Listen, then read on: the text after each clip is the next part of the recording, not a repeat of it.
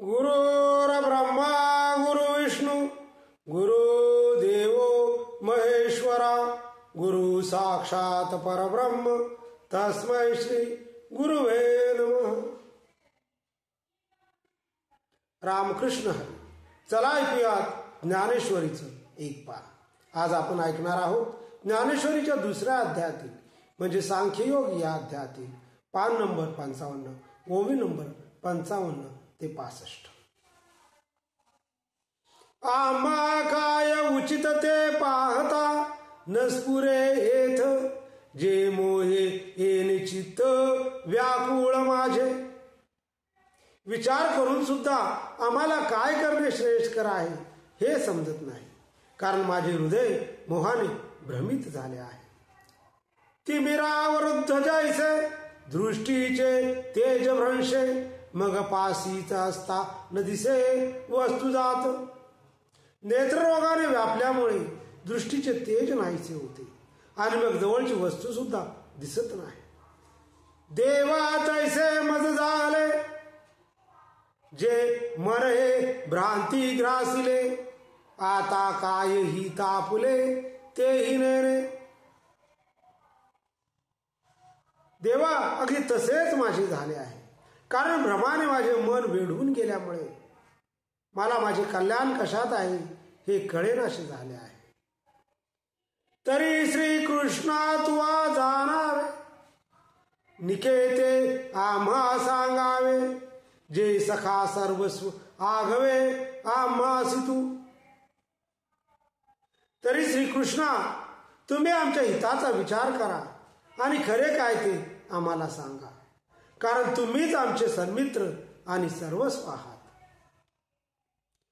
तू गुरु बंधू पिता तू आमची इष्ट देवता तुझी सदा रक्षिता आपदी आमुते.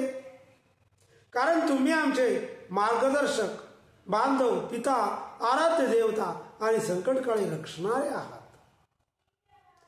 जैसा शिष्या ते गुरु सर्वथा नेणे अवेरू की सरिता ते सागरू त्याची केवी.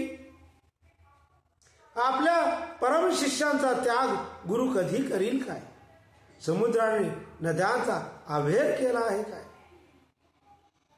ना तरी आपत्या ते माये सांडून जरी जाये तरी ते कैसे निजिये एक एक कृष्णा. किंवा हे कृष्णा लक्षात घे, माता आपल्या बालकाला दुर्लक्ष करून सोडून गेली तर ते कसे बरे जगेल. तैसा सर्वापरी आम्हासी देवा तुची एक आहासी आणि बोलिले जरी न मानसी माईल माझे. वरील दृष्टांताप्रमाणे हे देवा आम्हाला सर्व रीतींनी तूच एक आहेस. असे असल्यामुळे या पूर्वीचे माझे बोलणे जर तुला पसंत नसेल तरी उचित काय आम्हा जे व्यभिचारेन धर्मा ते झडकरी पुरुषोत्तमा सांग्याता. तर हे पुरुषोत्तमा आम्हाला अनुसरणे जे योग्य असेल आणि धर्म आज्ञेचे उल्लंघन होणार नाही असे तत्व मला लवकर सांगा. हे सकळ कुळ देखोनी जो शोकी उपनलासे मनी तो तुझ्या वाक्या वाचुनी न जाया आणखे.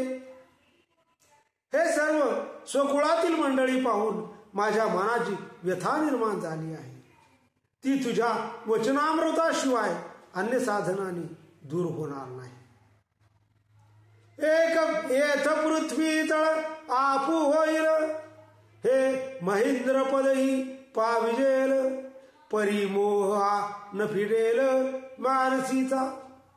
अशा अवस्थेत पृथ्वीचे सार्वभौमत्व किंवा स्वर्गातील इंद्राचे अधिराज जरी मिळाले तरी माझ्या मनातील शोक शांत होणार नाही. ज्ञानेश्वरीचं आजचं पान इथं संपलेलं आहे. यानंतरचं पान ऐकूयात पुढच्या भागामध्ये. रामकृष्ण.